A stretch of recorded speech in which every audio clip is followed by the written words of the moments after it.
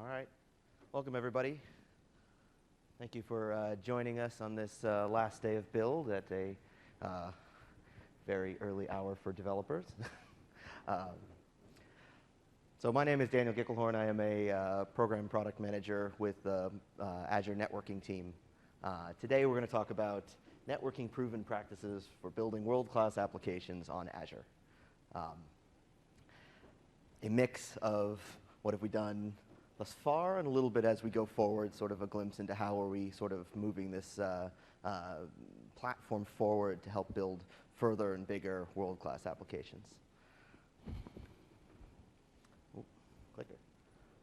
All right, so if you're building a world-class application, you need a plethora of different elements to build that kind of deep stack.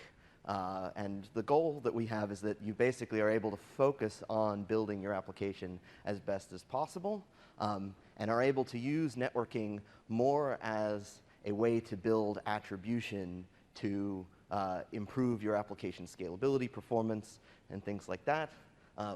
What we are, expect as building a world-class application is you're looking for a scalable and highly available application platform that can scale to your global audience. You're looking for end-to-end security so that as you scale your application out, you don't lose that ability to scale securely, safely, consistently.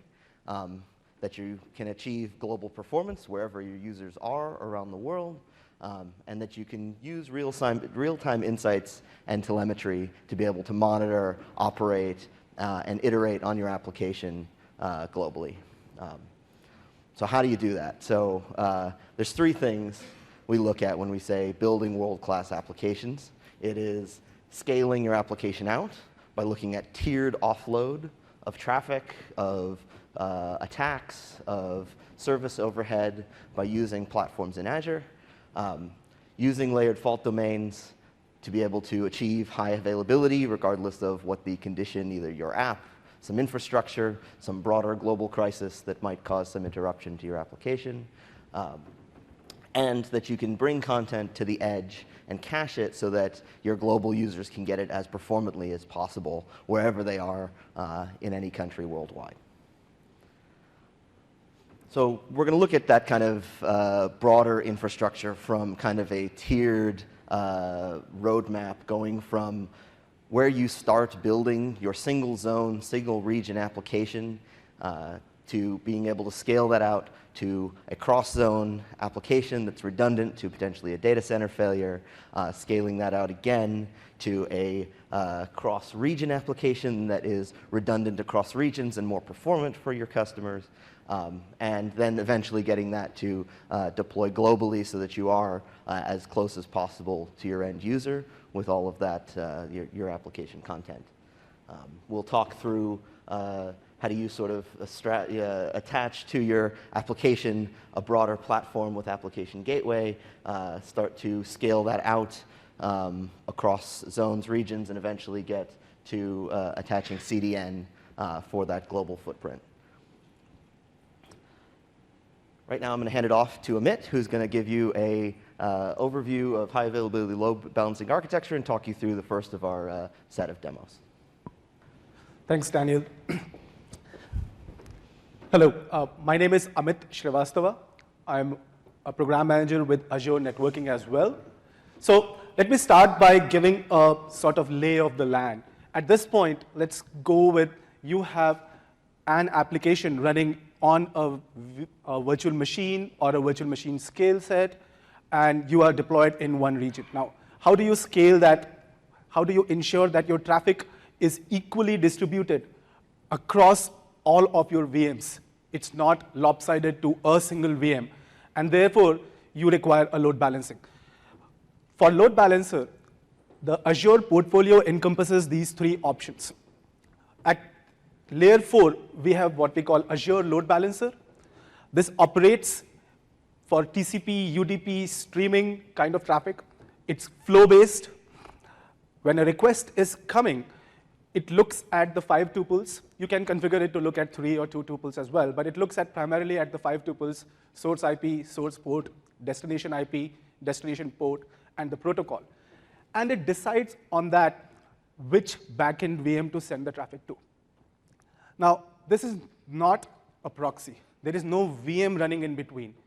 It is completely built on our software-defined networking stack. It's massively scalable. It grows as you send more and more traffic to it. So it distributes that traffic within our infrastructure, and it's not a dedicated deployment. You can use it for cross-zonal traffic as well. I will cover that going forward. And it is available in external or internal load balancer forms. So you could use it for a public-facing load balancing, or also if you have configured, let's say, VPN or ExpressRoute, and you are trying to load balance an internal traffic from your on-premises, or within your virtual network, if you have multiple services which want to communicate to each other, you could do that. Going up a layer, you have layer 7 load balancer, which is called application gateway. Now, in contrast to Azure Load Balancer, this is a dedicated deployment. When you create an application gateway, we actually create instances of a fully managed service, which we manage, but it is injected into the customer's VNet, into your VNet, and it is dedicated to that particular VNet traffic.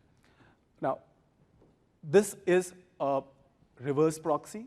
It offers you SSL termination, a central place to offer security for your entire traffic, and it, again, is configurable as an external or an internal load balancer. Offers 99.95% SLA. Taking that one level further up, you have, at the DNS layer, we have something called Traffic Manager. Now, the job of Traffic Manager is to provide you what is the most optimal VIP for your traffic. So you are coming from North Europe, and you say, hey, I want to reach my service. You give it a CNAME. It will tell you which particular IP you should hit. And from then onwards, it's out of the picture, right? So it is at DNS layer. Again, this is an infrastructure component.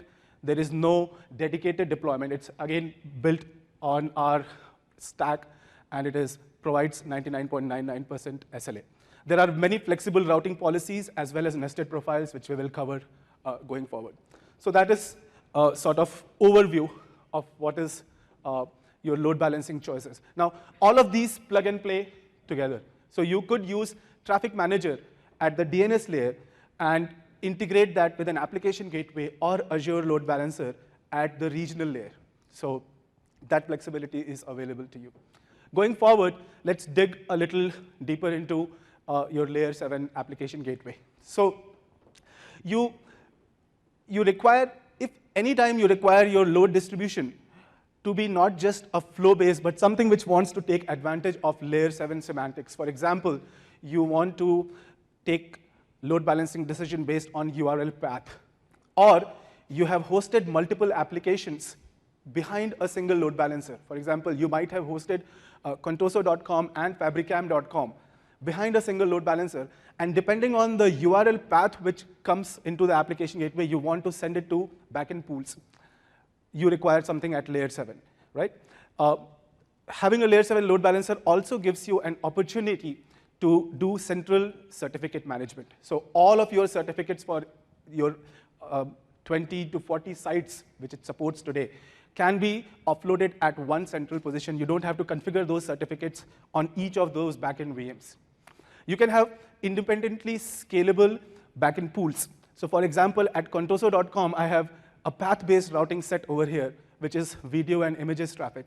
Your video traffic, if it is heavier, then that backend pool can scale independent of your lighter static, let's say, images or a static content page. So it allows you all of those flexibilities.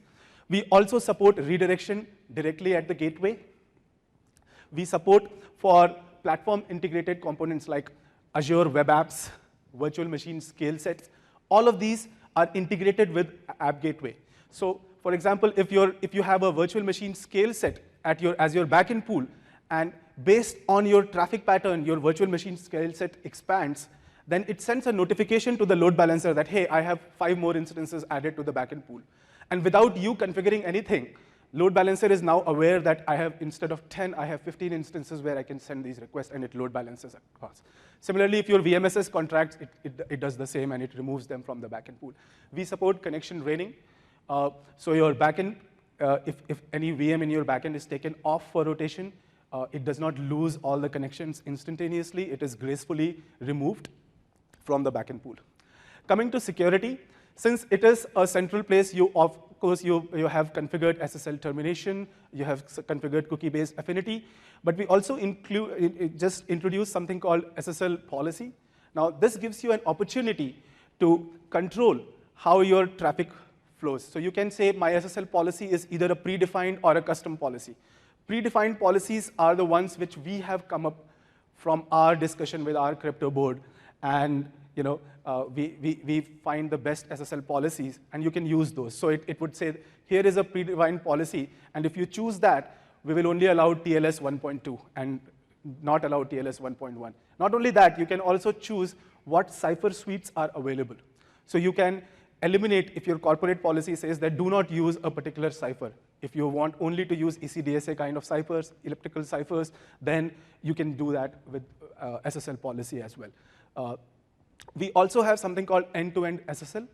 So most of the time, since this gateway is within a virtual network, the backend communication is over HTTP. But we do not limit you to the virtual network. We do not say that you can only communicate to instances which are within that virtual network. You can send traffic outside of Azure, for that matter. You can send traffic to your on-premises, which is connected with VPN. As long as there is IP connectivity, you can send traffic to that backend pool. So now that poses an interesting problem, that what if you have, for example, a web app, which is a public IP? So the traffic is going from application gateway and going out to a public IP. In that case, many customers want to re-encrypt the traffic. So we support that as well. So SSL is terminated on the gateway, and while going out of the VNet, it is re-encrypted. Continuing on the security of application gateway, we also offer web application firewall at application gateway itself. So now you have configured SSL, you have configured SSL policy, and we take it one level further with a web application firewall. Now, this is an easy to use, easy to configure firewall. I will show in demo how straightforward it is to configure with a few clicks. And it offers protection against most of the OWASP top 10 vulnerabilities. Most important of those are SQL injection and cross-site scripting, but there are many more rules. For example, remote file inclusion, local file inclusion, directory traversal, bots, or you are trying to do anything which is violating the protocol. So there are protocol violation attacks detected as well. We are fully integrated. The WAF is integrated with Azure Monitor as well as Azure Security Center. Security Center is our central platform for monitoring the health and security aspects of your applications. So if you configure the WAF through Security Center, you get alerts directly into the Security Center, which will show you what's happening with your application. Anytime we detect a vulnerability, it is sent in real time to our logging platform, and it is also sent to Azure Security Center. I will show that in a few minutes. Now, at this point, you have configured SSL, you have configured a web application firewall, which protects you from layer 7 attacks. The next question becomes, how do I configure, control, and protect myself from a distributed denial of service attack? So on Azure, as a platform, there has been always a DDoS system which protects every public IP. We call it the basic DDoS. Very recently, in the last month, actually, we went GA with DDoS standard. This is a more customized DDoS offering. You configure it at a VNet layer. So on your VNet, you turn it on, and now all the public IPs within that VNet are protected by the DDoS standard. Now, the difference is that this is self-learning, self-tuning algorithm. It looks at your regular traffic pattern. It monitors and it watches what constitutes normal traffic pattern to your application. If there is a violation and if it starts seeing a traffic pattern which is very different from what it has learned, then it stops that traffic. And again, it is integrated with Azure Monitor, so you can see where, what kind of protection or mitigation it did in real time. So everything which is inside that virtual network is protected by the DDoS protection. Now, if you have an application gateway within that virtual network, now you have just protected your entry point into the application from DDoS attacks, WAF, and SSL. So that gives you a holistic picture. Let me show you in a demo things which I have talked about.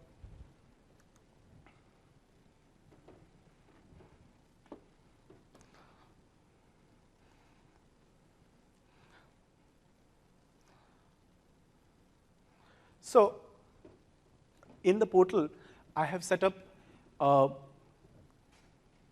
resource group which has the WAF setup. But let me start with how do you configure an application gateway or WAF. So you click on application gateways, and you start with, let's say, a name for the WAF. And here is the SKU. So you have two choices. You can do standard, which offers all of the capabilities I talked about, multi-site, URL-based routing, cookie affinity, SSL termination. Or you can choose WAF, which includes everything which is there in standard, but also adds a web application firewall. So you get both. So let's choose that. And you choose a SKU size and few instances. And let's create a new in a given region. And that is mostly the configuration section of it. Let's create it in a virtual network. So let's say I'll just create a new one. It shows all the virtual networks which are available to me, or you can choose to create a new one. And what is the front end? You can choose to be a public front end, public facing, or you can choose it to be a private, or you can choose both. So let's say public, and it requires a public IP at this point. And you can choose HTTP or HTTPS on that public endpoint. And here is the web application firewall configuration. That's all you need to do.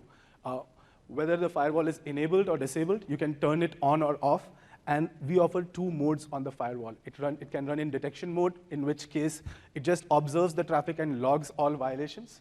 Or you can run it in protection mode, where it will actually send a 403 and deny the traffic. So you can choose that and click OK, and that is about it.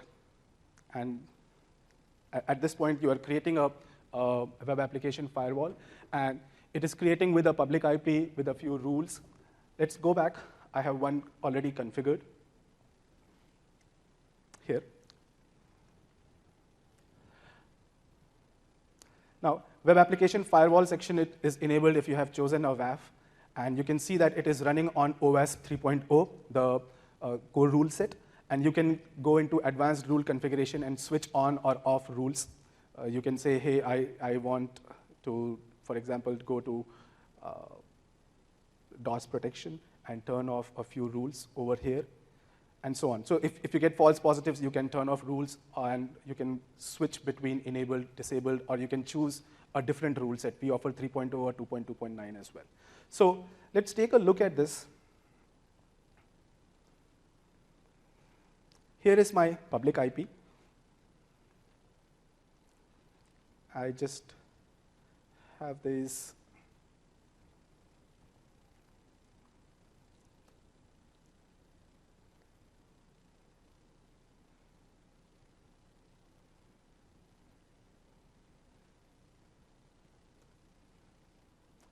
So this particular WAF was deployed in North Europe region. So that's where you are seeing North Europe and instance 1 over here. And we can say that, OK, here is my test. Now, this is a very, very straightforward PHP application. This is probably the most insecure application you can build. And we can just submit a query. But if you try to do something which is not, for example, you are trying to do trying to read the cookie, it detects it, and it throws an error straight away. You can see more things which it does. For example, if you are trying to access it, and it thinks that this is a bot-like behavior, then it detects that. And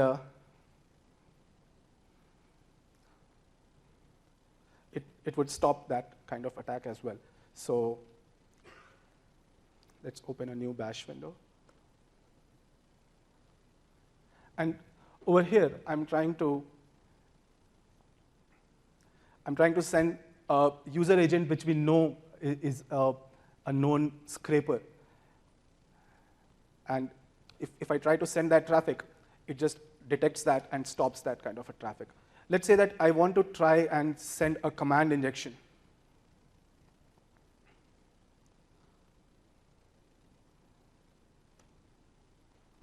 Again, it detects that you are trying to send it an RM minus RF kind of OS command injection, and it detects that and stops that kind of traffic.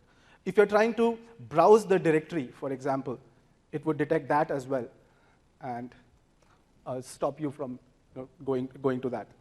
So now, a WAF, you require these to also monitor these continuously. So we have configured that with Metrix.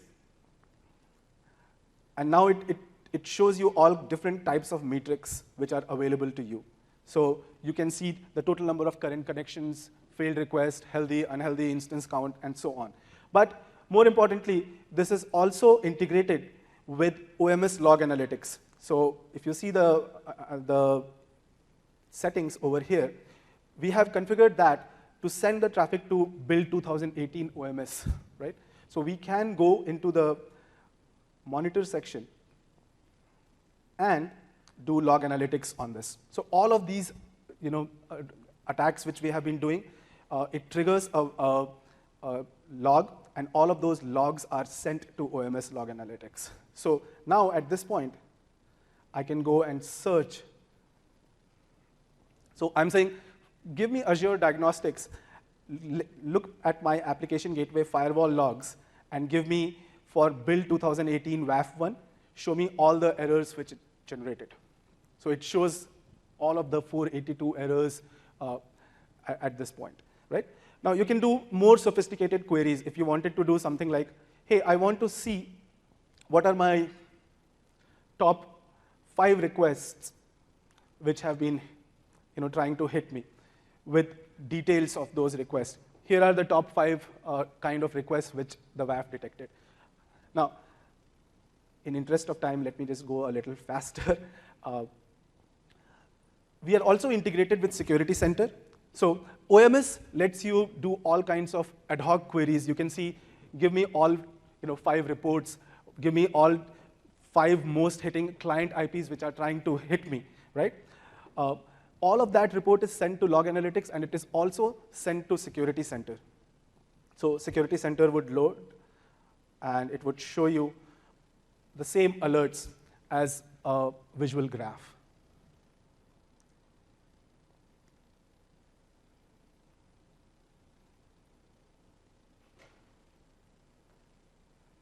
Right?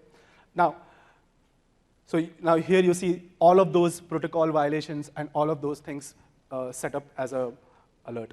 Now, in the Security Center. You can also set similar alerts on the Azure Monitor side as well, where I have set up an alert which is called WAF logs, which basically is saying that anytime a query is generated, which we have given it a custom query and say that if there is any WAF log emitted in the past 1 hour, then set an alert. So it is continuously looking at OMS log analytics queries. It is looking at how many alerts were fired, and if any time that count exceeds 1, it sends an alert, which I have configured through email. You can configure SMS alerts, you can configure email alerts, all through Azure Monitor. So that is something which you can do from there as well. Now, let's go back to our presentation. So at this point, you saw that how quick and easy it was to configure a web application firewall with just a few clicks. And without changing any code in your backend, you were able to protect that application from many different types of attacks, SQL injection, cross-site scripting, and you were able to set alerts on them, integrate that with Security Center, and do sophisticated ad hoc queries on them. So let's move it forward. At this point, you have configured an application which runs on a single region. How do you take it forward? How do you make it more resilient? You can use Azure. We just launched GA of Azure Zones. Now, these are logically independent data centers. These are physically and logically independent data centers within a region, which are isolated from each other. So any software or hardware failure in one zone does not affect anything on the second zone. So we have introduced that in a few Azure data centers, and more will come.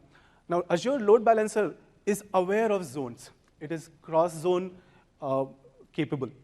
So you can set a layer 4 load balancer and put your application in multiple zones and route it through a single IP.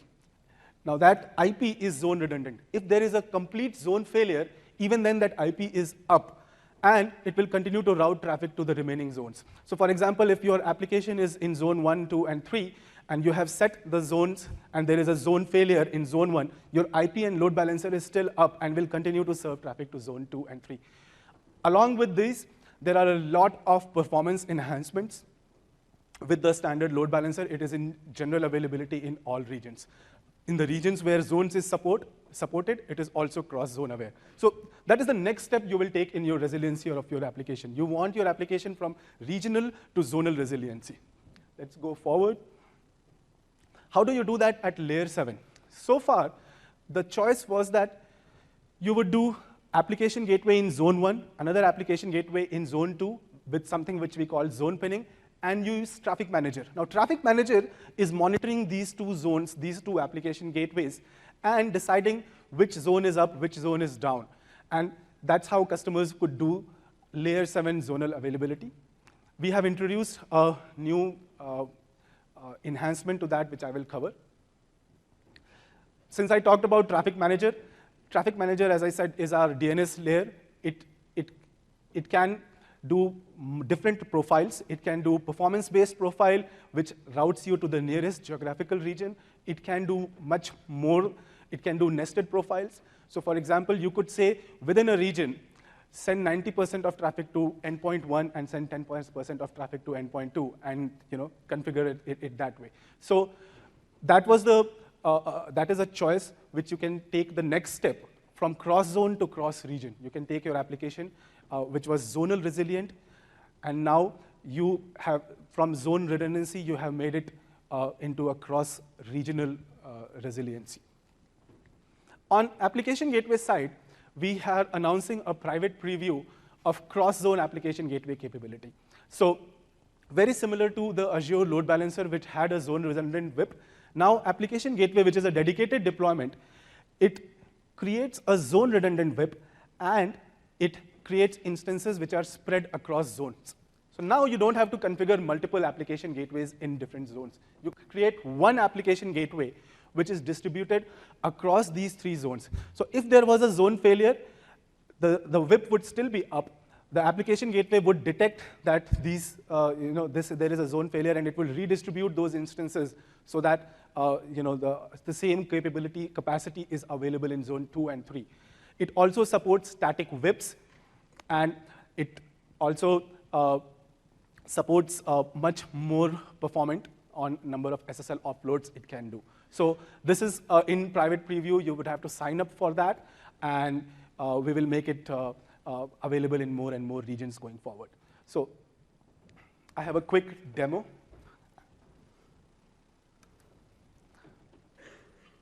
On this. So at this point, I have configured the same application, right? I have configured the same application at 2 different locations. This is on RG1 and this is RG2. These are in 2 different regions. RG1 is in North Europe, and RG2 everything is in East US2. Now I have also configured a Traffic Manager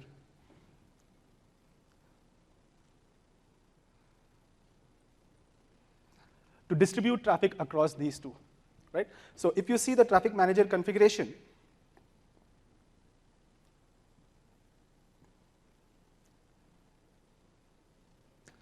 I have set that up in a performant mode. The portal is a little slow, but I have set up in performance mode, and it is looking at HTTPS endpoints of those two application gateways I showed you. So the same application is deployed behind the scenes, but it is now in North Europe as well as East US too. And you can see the endpoints. So there is one in North Europe and one in East US, and both are online. It is detecting that. Now, how do I hit that from a user standpoint? So I would just go here. Since it's a HTTPS, it's configured with a test certificate, that's why. But at this point, you can see that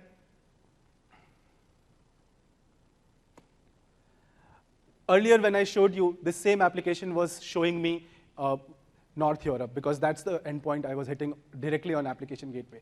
Now, if I'm coming from Traffic Manager, because we are in US, it detects that the nearest data center to me is actually in East US 2, and it sends me to this particular data center.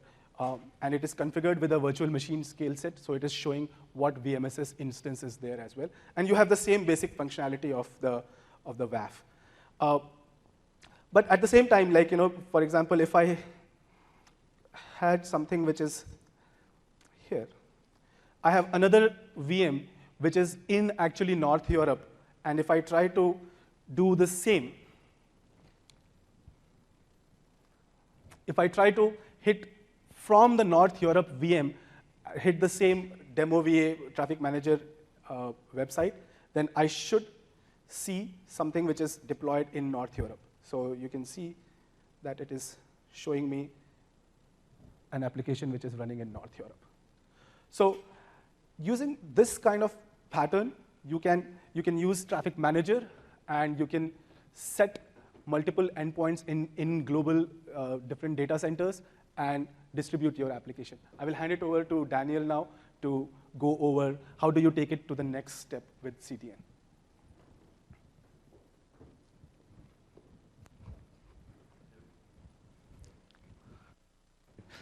Awesome. Thanks, Amit.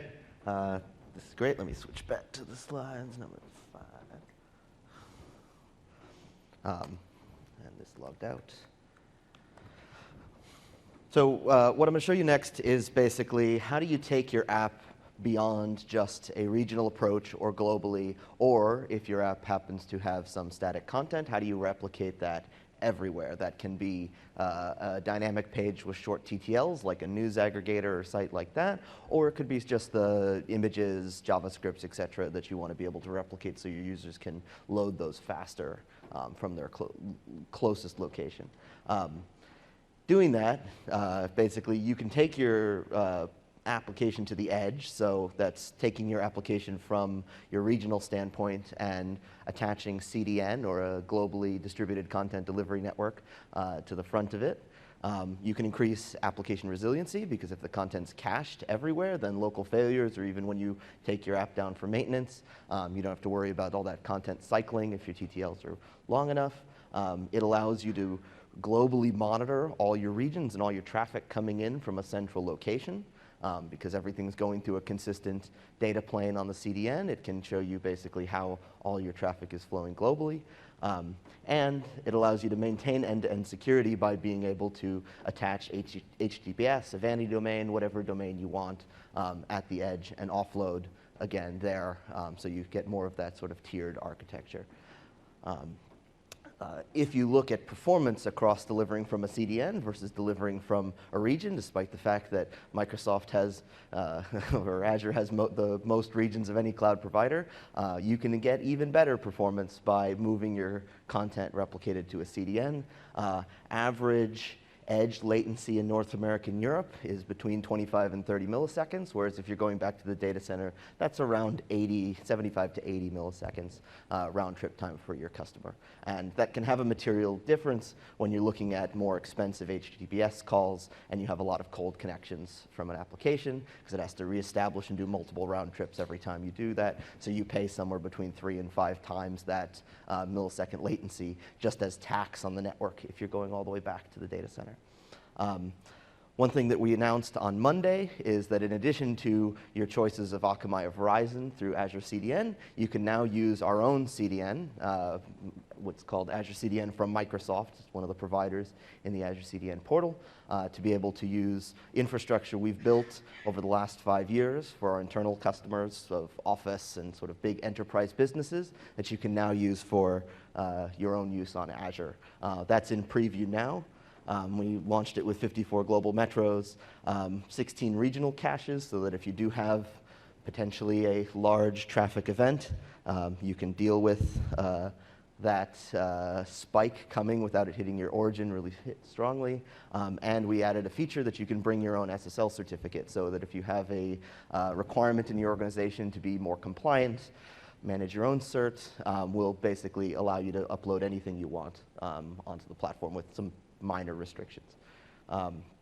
So what I'm going to talk through in a really quick demo is how do you create an Azure CDN from Microsoft profile, how do you create a global endpoint for your application, how do you bind a custom domain name to that, and finally, how do you monitor your global traffic with core metrics on top of that. So quickly, creating a CDN is a really easy experience. You basically go to the portal, click Web, click CDN. It gives you basically some name, so we want to say Build 2018 Demo CDN. Created on any new resource group that you want. And any region. The region is more of an artifact of where do we store the configuration. It's global, but you have to put it somewhere. And then, as you can see, as of Monday, we have standard Microsoft at the bottom of the list. You can create a CDN endpoint. In this example, I'm basically going to take the same application that Amit created with Traffic Manager, so that you have a CDN in front and then you have resiliency on the back end, so that the CDN endpoint will go to the closest origin or application gateway that you've created via Traffic Manager. And during failover, it'll route around in case you have a outage in a given region or in a given zone. Oh, this is the wrong field. No. All right. So let's call it build demo 1.azureedge.net. This creates basically a CNAME for you. I'll talk about that in a second. And done. So at this point, we're deploying a global CDN profile in front of your application. As this goes deploys to production, it'll come live, and you can use that host name, bd1.azureedge.net, that we just created, to be able to hit it from everywhere. Now, if you're like me, I don't really like hitting something that's a random custom domain that Microsoft happened to provide you, so I generally have my own friendly domain names that I use for other products or on my website. And then you can go to, this is a CDN profile that I have created earlier. You can see that we've created an endpoint with that. That's the wrong one. And what we can do is basically add a custom domain name to this. So I have my friendly domain, globalcloudapp.net, which will load. And if you've ever managed DNS in Azure before, it's really super simple. I want to add a new zone. I basically add a record set, CNAME it to something that I've created before. So in build demo 1, I created this endpoint host name that says build-demo1.azureedge.net. That's really easy, basically, to CNAME to. You basically create a subdomain, so demo1.globalcloudapp.net, CNAMEs to alias build-demo1.azureedge.net. And at that point, you've told your DNS to point to your global CDN endpoint. You come to your, you take that same zone that we created, which would be demo1.globalcloudapp.net. If you come to your CDN profile, you can add a custom domain very quickly. Demo1.globalcloudapp.net. This will go ahead and verify that you have a valid CNAME so that you can't just take some random Bloomberg.com or some other random name and associate it with your CDN profile. But at this point, you click Add. It deploys. You basically get your custom domain name everywhere. We also support with this being able to add a custom cert, or if you don't want to manage that cert, you can either provision one through Key Vault, and we can take a dependency on your cert in Key Vault so you can have it do auto rotation for you, or you can have us create a certificate and do all of that for you if you really don't want to touch the thing. So. Really quickly, since we're shy on time, in addition to that, you can use Core Analytics to be able to monitor your application globally. Core Analytics will give you information like how much data have you transferred, how many errors are you seeing from your origin to be able to detect issues or things like that, or if WAF rules are triggering, you'll be able to see that at a global scale in case, like you say, you're seeing some sort of bot or DDoS attack, and you can actually start to look at what is the user experience change in addition to the security violations and other impact you're seeing at application gateway layer. And finally, so that basically summarizes the tools you have at your disposal, some that are proven practices today and some that we've introduced recently to continue to make more and more what we call sort of proven practices going forward. What we did was we scaled out your HTTPS web application with application gateway, WAF, and talked about DDoS standard. We talked to you about how do you get 4 nines plus resiliency across zones, across regions, so that you're close to your customers, so that they are able to see your closest origin. And we talked about how do you do more with that, with that Amit talked about, about zone redundant application gateway that we have in preview right now. And how do you minimize user latency by putting your application on the edge with Azure CDN, including our new preview open right now, which if you want to go sign up, it's in the portal for Azure CDN from Microsoft. That's it. If you want more information on Zone Redundant Application Gateway Preview, there's a quick link for you there, as well as on CDN Preview, that's a link to our blog, but that one's in public preview, so you can just go sign up if you'd like. Amit's here, I'm here, at least one of us will be at the booth, maybe both of us from 10 to noon today. Feel free to reach out if you have questions, comments, etc. And we have a few minutes for questions if anybody wants to step up to, I think, the single mic in the middle of the room. Anybody? All right. Hey, so for the Zone Redundant Application Gateway and for the global CDN, how are you getting the users to the closest Microsoft location? Is that through GeoDNS or Anycast or RumDNS? That's a good question. It's technically all of those things. With Azure CDN by Microsoft, that's an Anycast-based product. It uses a little bit of a hybrid between raw, Anycast, and some other routing protocols. If you're talking about Traffic Manager, that uses a RUM-based DNS system with a GeoDNS overlay in case you have users in a location that are potentially, like sealed or otherwise not obviously visible from a RUM location. Thanks. Yeah. Any other questions? Good questions about building global apps or breaking global apps or attacking global apps? Key vulnerabilities in Application Gateway? Hi. I've got one question. We are basically using web apps, so platform services. Mm-hmm. How could we benefit from this web application firewall since there is nothing like VNet in our standard web app deployments?